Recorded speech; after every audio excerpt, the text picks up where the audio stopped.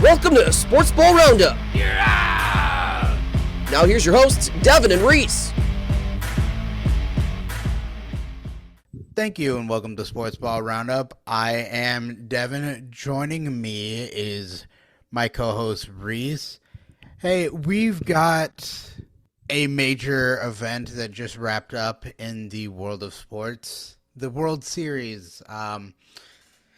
Want to congratulate the Houston Astros on their 4-1 victory to win the World Series in Game 6, 4-2. I'm happy for Dusty Baker. He finally gets a World Series ring after many years as a manager, and he's pretty much been a baseball lifer. He's not really had a gap in between him retiring as a player and then becoming a manager. So he's been a baseball lifer, and I'm happy to see him get a ring. So, yeah, congratulations to the Houston Astros and to Dusty Baker. Any final thoughts on the World Series before we put a nice little bow on the MLB season? Well, the Phillies made a nice run through a lot of competition, a lot of good competition, and especially the Braves to even get to the World Series.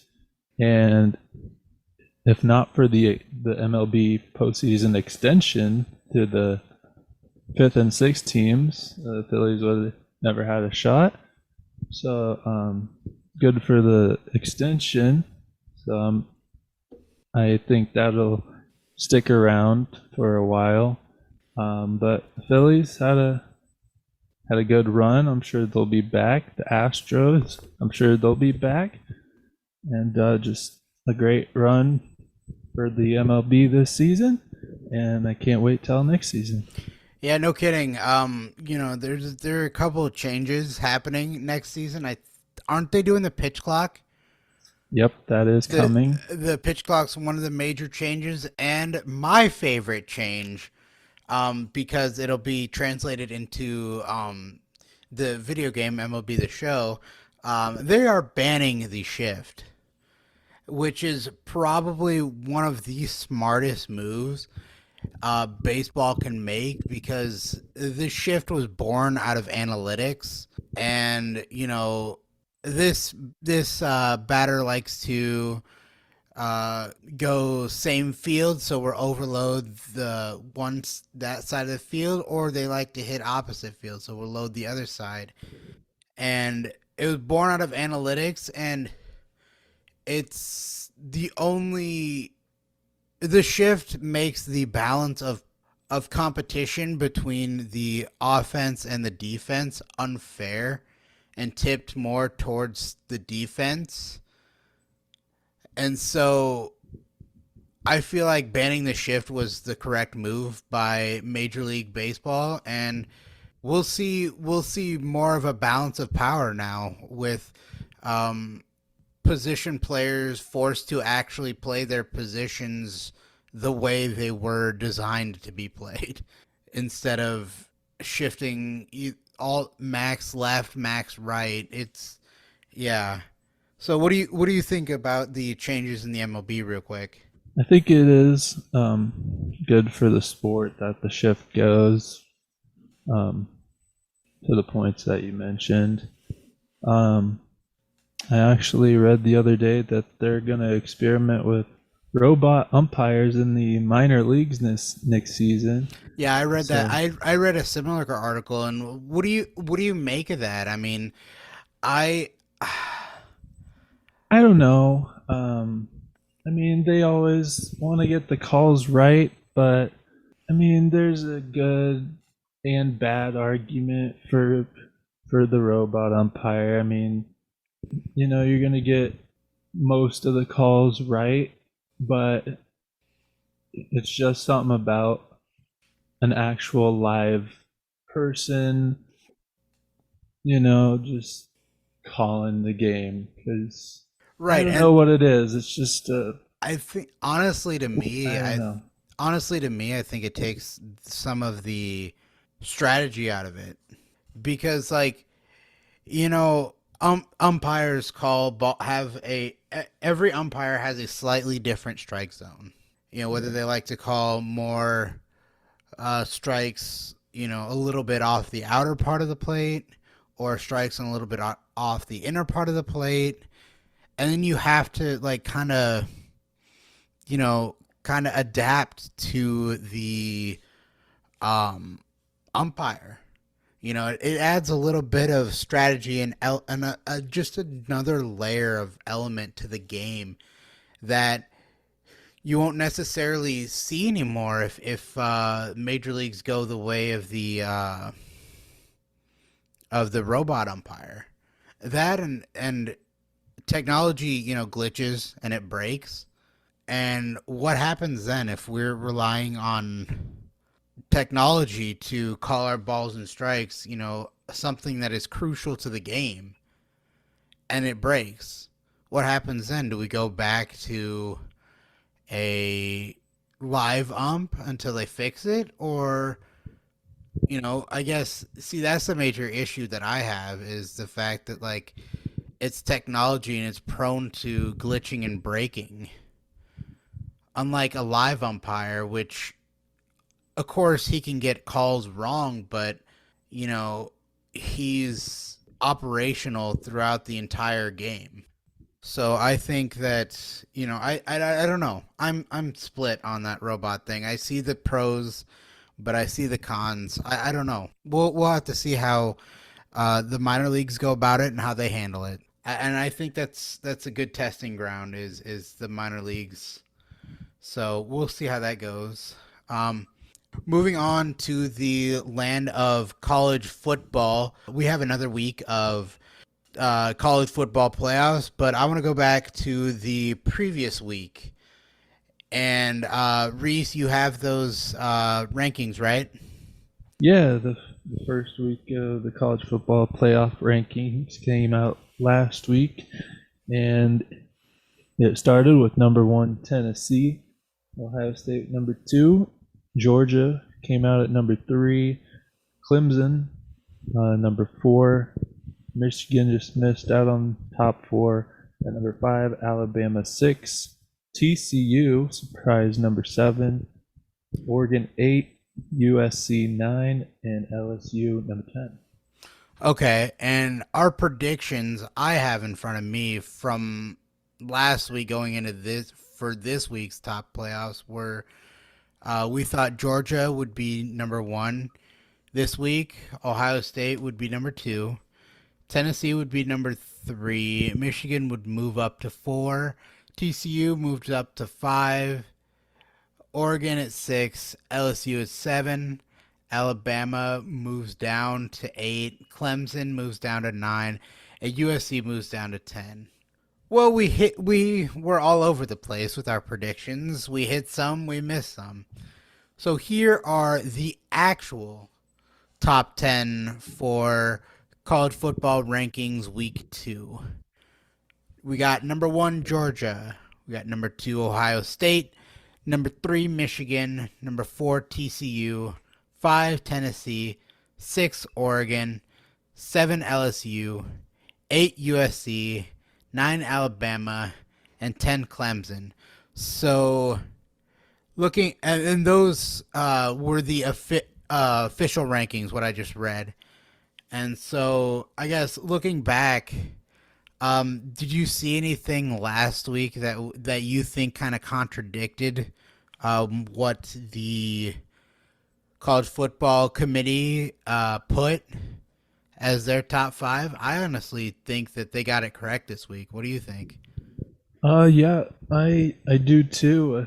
I didn't think that they would actually put TCU in the top 4. I mean, TCU deserves to be in the top 4, but I didn't think they would actually put them. I thought they would keep Tennessee in, or somebody else, but they actually did, and I respect them for that because Yes, I yes, believe it was the right decision.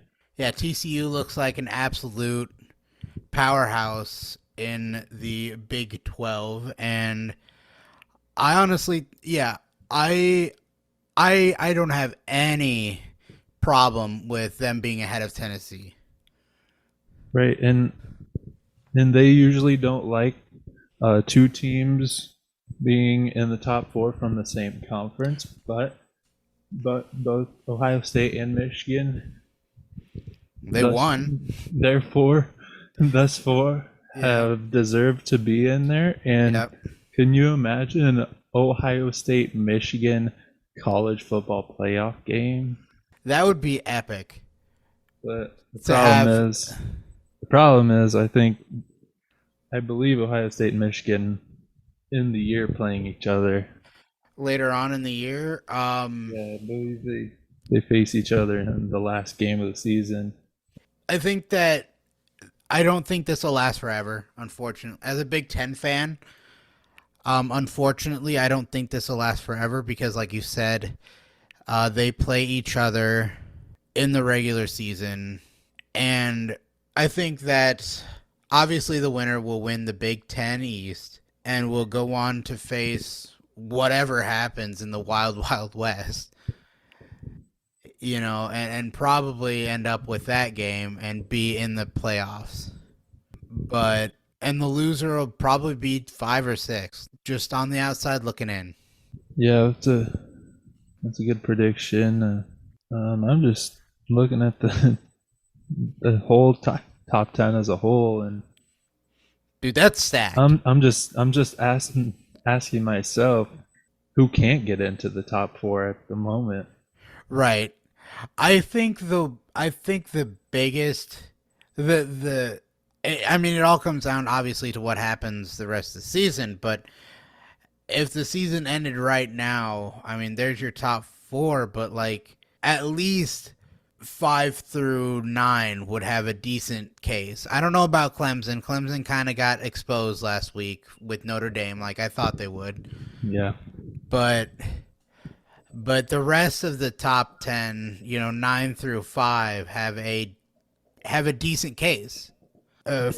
for the top 4 spots. So I don't know, if I wouldn't like to be the committee. No, they've got some tough decisions coming down the road, Right. especially if TCU keeps winning.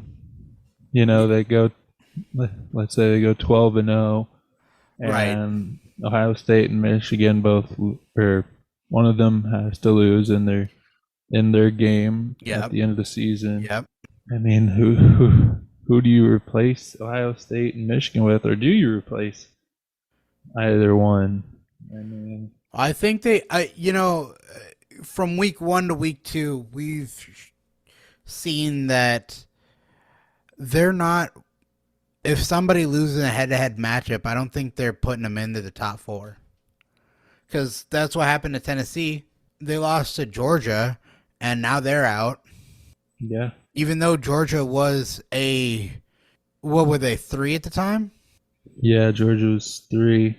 Right. Tennessee was 1, Georgia was 3. They lost, or Tennessee lost, Georgia became number 1, rightfully so, and Tennessee slipped all the way out of the playoffs. So I don't know that I don't know, and I don't think that. I think one of them moves on and one of them stays behind based on what we saw last week, coming in and this, and then coming into this week. What I will say though is we're just getting started. Yeah, we're just getting started. This is only week 2 of the playoffs. We still got decent amount of football left to go with some big key matchups coming on down the wire. But kind of running down, what happened last week. I think the weakest showing of the new top 4 was Ohio State.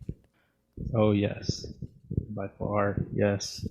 I mean, Basically, barely beating Northwestern. right. Oh, not a good look. Not a good look. I mean, they stay into the playoffs just because they're still Ohio State, and they did win last week. but I think that was the weakest showing of the top 4 team. Yeah, and I believe they're not number one because of this. Right. If they come out and they dominate against Northwestern, say they win, a classic Ohio State victory like 49-7 Right. against, Northwestern, Indiana, and Nebraska.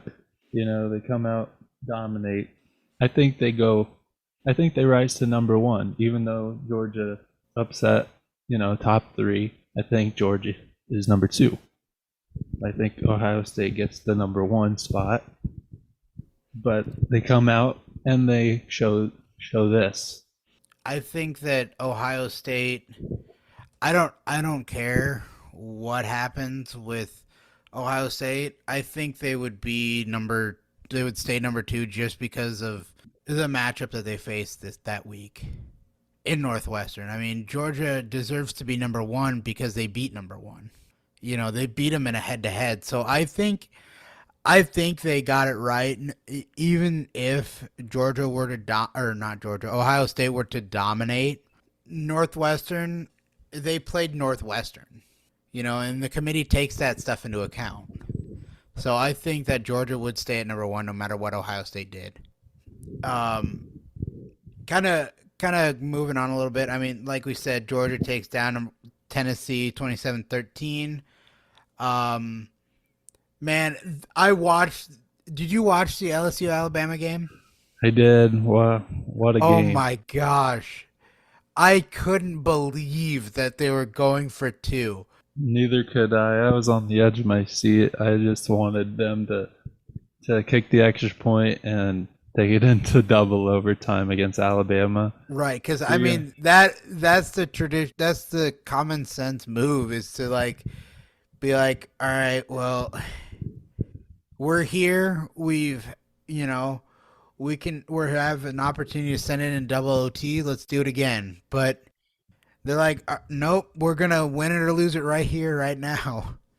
And that's some risky stuff, but That's some risky stuff. But I guess sometimes you got to risk it, and sometimes it pays off. Darn right, and they beat so they end up beating Alabama in overtime, 32-31, and just like we said, edge of your seat nail biter right there. Like we said, Ohio State just sneaks by Northwestern in a weak showing by Ohio State, 21-7. Iowa beats Purdue 24-3. I thought it'd be a closer game than it was, but congratulations, Iowa.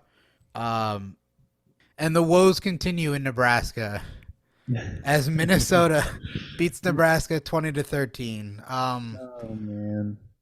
If you're a Nebraska fan, I think you're just writing off the season, as it doesn't count because our coach is fired. Yes. I don't even know what to say at this point about Nebraska. I don't know. Same old, it's just same old. Yeah. No matter what coach comes in, it's just same old. Ever since they fired Bo Pelini, who won 9 games a season. That is the classic, you got greedy. Yeah. You fired your coach because you thought you were the same team from the 90s. So you end up firing your coach who got you to bowl games, and you have been in turmoil ever since. Yeah. You hire Scott Frost. You're in turmoil for a couple of years. You hire a alum in Scott Frost who did great things at UCF. So I mean, that was at the time I could see why they did it, because he's a Nebraska alum.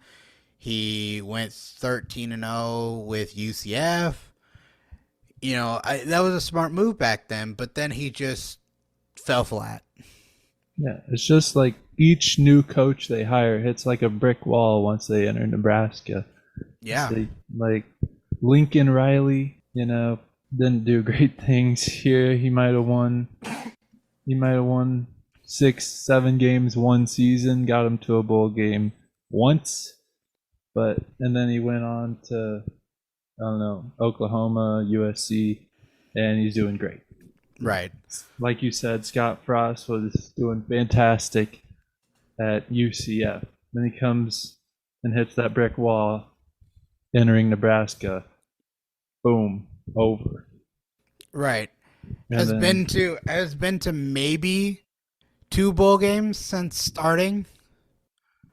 I don't know if that's even. I think I know he's been to 1. I know they were at 1 early on One. in his I believe that's it. tenure I, with Nebraska, but I think that might be it. I gave him 2 to kind of give us a little bit of room, but I think that was the season where they went 5-7, but the NCAA didn't have enough teams that qualified. wasn't it the Foster Farms Bowl? Yes, I believe that was. Yeah. The one where they just barely got into a no-name bowl. Yep. It's pretty much the NCAA being like, we feel sorry for you guys. Here's a random bowl game. But yeah, I don't know what to make of Nebraska. I mean, they've haven't had success since Bo Pelini, and yeah, Nebraska fans, I if you weren't a Nebraska fan, you kind of had to feel bad for them a little bit because like they just can't do anything to get a win. And it's And frustrating. I'm sorry to say this, but even the players hit that brick wall coming into Nebraska. Just look at Adrian Martinez. Yep. I was just gonna say, you mean like Adrian Martinez because like he's been doing great things after he hit the transfer portal.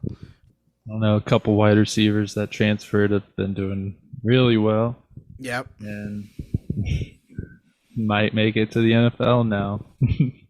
Yeah. That's crazy. I would like to run down the matchups for this week. I kind of want to be the committee and predict where the rankings are going to end up this next week. So, Reese, would you run us through the top 25 matchups for this week? Sure, I'd be honored to do that for you. Number 1, Georgia at Mississippi State. That should be easy one. Yep. For Georgia. Number 2, Ohio State hosts Indiana. That should be an easy one for Ohio State. Should. I will say should.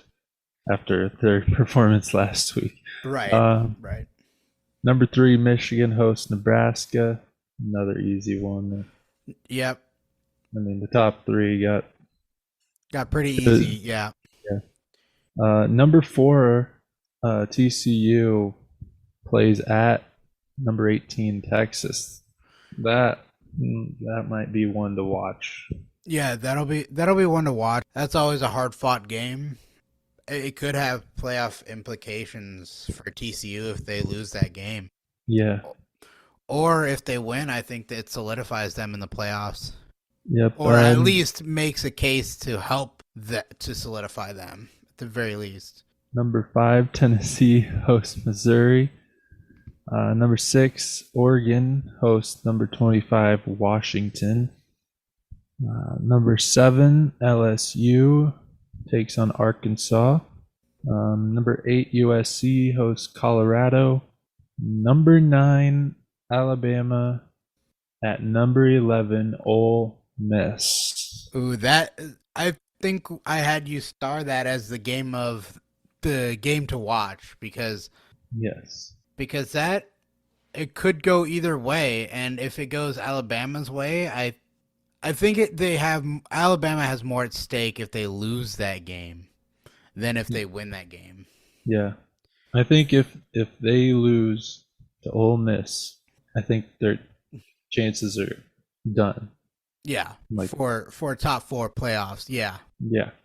I mean, obviously they'll still make a good bowl game, but top 4 playoff, yeah, I don't think so. If they lose to Ole Miss. Yeah.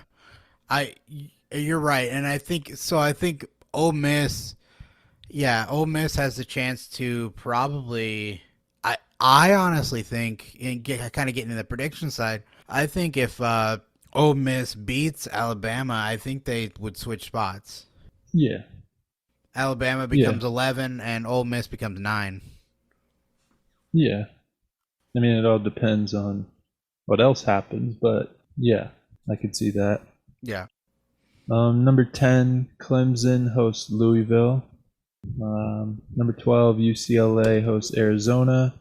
Number 13, Utah hosts Stanford. Number 14, Penn State hosts Maryland. Number 15, North Carolina plays at Wake Forest. That should be a high scoring game considering their past matchups. Right. It's been like 40, 50 point, per team. Yeah, very high scoring. Number Yeah. 16, NC State hosts Boston College. Number 17, Tulane hosts number 22, UCF. Number 19, Kansas State plays at Baylor. Number 20, Notre Dame plays at Navy. Number 21, Illinois hosts Purdue. Number 23, Florida State plays at Syracuse. And number 24, Kentucky hosts Vanderbilt. Yeah, I think that the bottom of the list should win their games. I think the bottom of the list should win their games. I don't think that there were any trap games in there, but I think yeah, there's quite a few. I think there's quite a few trap games oh, do you? at the bottom. I think it's more at the top that it's actually easier. Besides TCU, I think it's 20 through 24 that I don't know. Syracuse could shake up. Syracuse is a tough one, so I see your point there. I mean, the Purdue, the Illinois Purdue game might be better because Purdue is going to play much better than they played against Iowa because Illinois just doesn't have the defense Iowa does. Let's say that. Yeah. So I'm predicting Purdue will play a much better game. I don't know if they'll win, but I think it'll be much closer. I think they'll give Illinois a fight. Notre Dame will probably beat Navy, but you never know. Baylor might upset Kansas State. You just never know in college football. No, you don't. But I don't know. I think the lower half will do their part, and and I don't think that the bottom part will change very much. And I don't think the top 4 will change either. I think it's the midsection, like 5 through probably like 12 might switch spots. I think that's where you're going to see the most movement is 5 through 12. Okay, well, let me ask you this. So you say 5 through 12 will move. What game do you see that might impact that happening? I think I already mentioned this, the Alabama Ole Miss game. Especially if it does not go Alabama's way, I think that they switch spots. Okay, so you think Ole Miss will win? The way Alabama's looking, Ole Miss has. I will say, I don't know if they'll win, but I will say Ole Miss will put up a hell of a fight, and I think it will be a tight game, and they could win. I mean, I'm not saying that they won't win because Alabama is not the powerhouse that they have been in years past, and Ole Miss has a real good chance of winning. They have, it's not like years past where Alabama, it's Alabama, they're not going to win. They have a real solid chance of winning. And so that is my game to watch. I mean, I had you star it, and that's why, is because that game, spots will switch in that game. And I think spots will switch even if Alabama wins, but they don't have a good showing. If Clemson has a good showing, I think they move up the list. Yeah, that's a good point. So I think 9, 10, and 11 are up in the air because of and it's because of what Clemson could do. If Clemson has a good showing, they'll move up if Alabama doesn't. And I think Alabama and Ole Miss, that game could go either way. And if it doesn't go Alabama's way, I think they move down to at least 11, if not lower. So I think the 9, 10, and 11 is going to be very interesting to watch this week. Yeah, because I think whoever moves down, their playoff hopes are on the brink, if not dead. Right. It will be very hard to get to. It will be very hard for Alabama to get to the get back to the playoffs if they lose this game. It will be extremely difficult. They can't, and their destiny will not be in their hands. It will be in everybody else losing. Yeah, and it'll be hard for them to get past Tennessee, who they lost to. If Tennessee continues to win out, if they win out, there's no way Alabama will top them. Right. Unless Tennessee moves into like a 2 or 3 and Alabama gets into the 4 spot or something like that. Right. But I just don't see that happening. No, I don't. So I honestly believe that Alabama, honestly, it's do or I think it's do or die for them this week. Yeah. Because in my opinion, they got to win out. They have to win out. One loss the rest of the year, and they're done. Like, their playoff hopes are done with one loss the rest of the season. Especially this game. Right.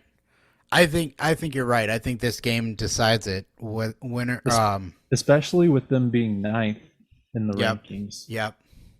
Now, if they were, I think if they were 7th, they'd still have a decent shot. Yeah. But with them being 9th, you're right. It's do or die. But now they've got 2 teams in front of them that they lost to that they gotta get over somehow. Which I don't think that's gonna happen unless Tennessee and LSU just drop off the face of the earth tomorrow. Right. Yeah, it's hard to get past one team that you lost to, but you've got 2 now. Yeah, because Alabama's just got to pray that Tennessee and LSU both keep losing. Right. But I don't see that happening.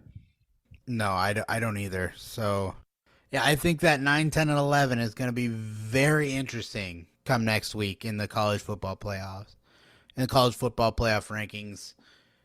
Especially if what we said is going to happen happens with, Ole Miss at least making it a real close game and Clemson having a good showing. I think that 9, 10, and 11 spots where it's going to get tricky come next week in the college football playoffs. Moving on to the NFL now. In the Week 9 review, the Lions, they defeat the Packers and honestly, I don't even know. In probably one of Rodgers' worst performances that I've seen in a long time. 3 interceptions, 2 of which were in the red zone. Just fell apart. So, yeah, I don't know. It was a sad game. As a Packer fan, it was a sad game for me. Yeah, I just think that all these young receivers, they don't know how to get open in the NFL. You're going against high-level defenses every week. No matter who you play, you're going to have to get open by yourself. But Aaron was so accustomed to having good receivers, veteran receivers get open, Adams, right.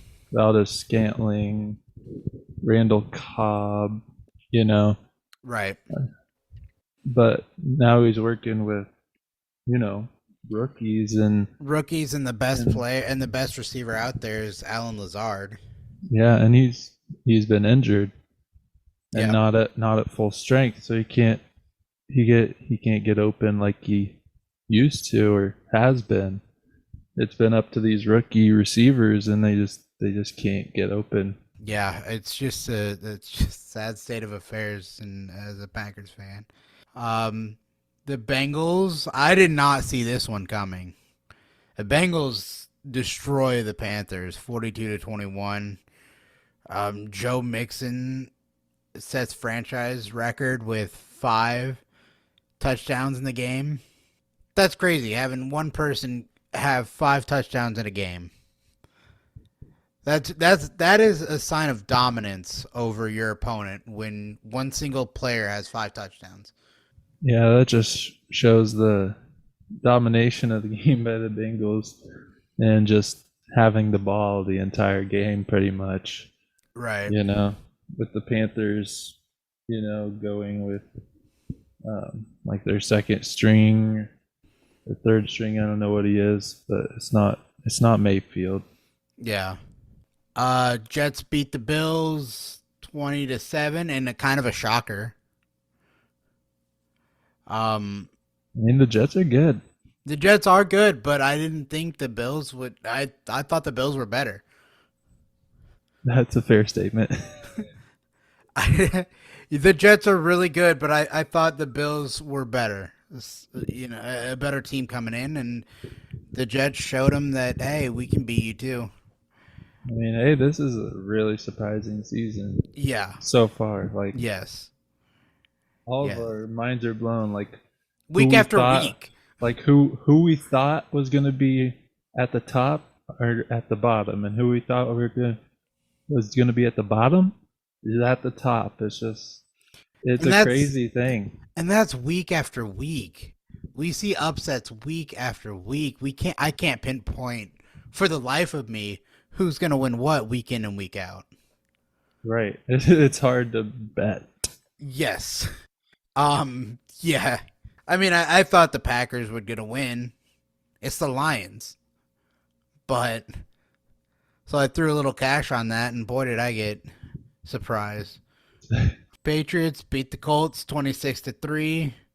I think that was I thought that was going to happen. I don't think that was much of a surprise. Jaguars stunned the Raiders 27-20. Raiders don't score in the second half. It's hard to win when you don't score in the second half. Dolphins beat the Bears 35-32 in one that honestly I didn't think would be that close. Chargers beat the Falcons 20-17. Seahawks beat the Cardinals 31-21. Buccaneers beat the Rams 16-13. Tom Brady reaches 100K. Another milestone. Yep. 100K combined or career passing yards, regular season and playoffs combined. Chiefs beat the Titans in OT. I watched that game. That was a really good game. I enjoyed that game. Let's see. And then the Ravens beat the Saints 27-13 with Cleveland, Dallas, Denver, the Giants, Pittsburgh, and San Francisco all on byes. And now I got a question for you, Reese. All right. With the Minnesota Vikings being 7-1, in my opinion, I think they're the most fraudulent 7-1 team. They're the 7-1 team that honestly kind of lucked their way into 7-1, and I don't think they obviously they won, so they deserve to be 7-1, but they don't look like a 7-1 team to me. What do you think? Yes and no. I mean, yes, they have had a fairly easy schedule. I mean, that. Let's run down the schedule real quick.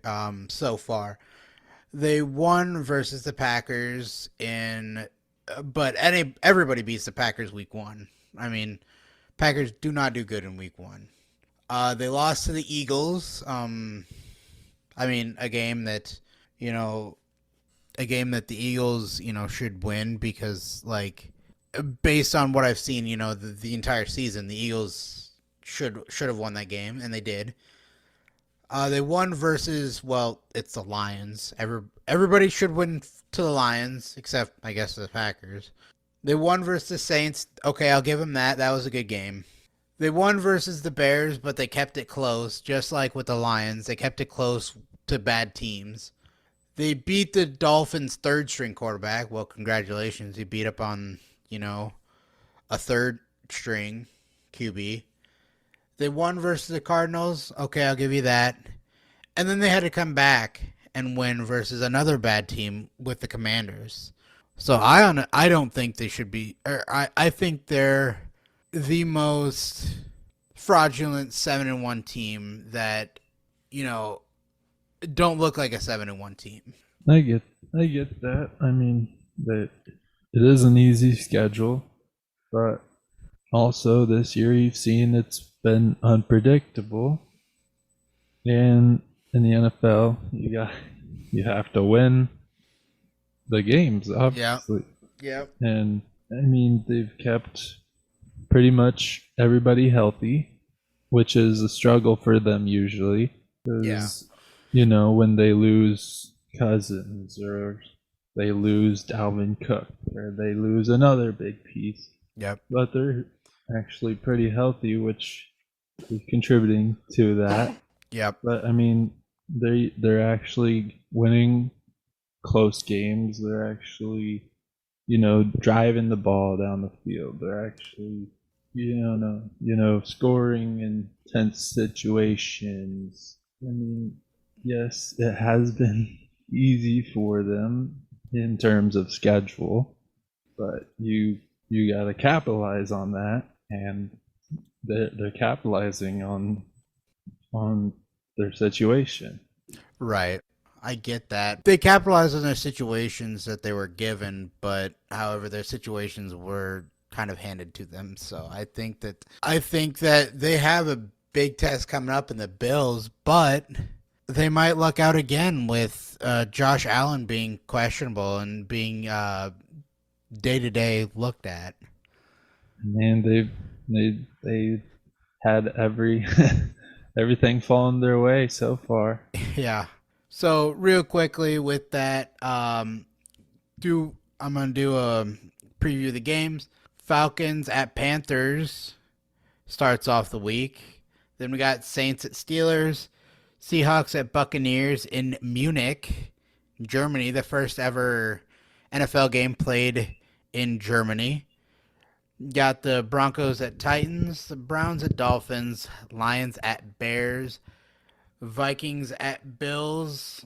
We already said that would be a test if Josh Allen plays. If not, the Vikings might luck their way into another win. Texans at Giants, Jaguars at Chiefs, Cowboys at Packers. I'm circling that game because, on paper, that should be a good game.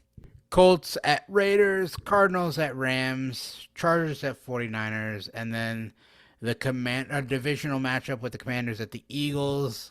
I honestly think that'll be a snooze fest. I think the best game on paper, you circle the Cowboys at Packers because that's always a rivalry game. A non-divisional rivalry game. Before we end, I would like to make a quick mention that in about a week and a half, we've got a special event coming up. Happens once every 4 years. World Cup soccer time. I'm excited. I know Reese is excited. Next Wednesday, we're going to have a special where we break down all of the groups and kind of predict who's going to make it out of the group stages. And we're going to have some Reese has queued up some fun facts for us from years past. And so we're going to have a blast. So stay tuned for our World Cup soccer special coming out next Wednesday. But for now, this has been Sportsball Roundup. For Reese Webb, I'm Devin Taylor. Have yourselves a great day.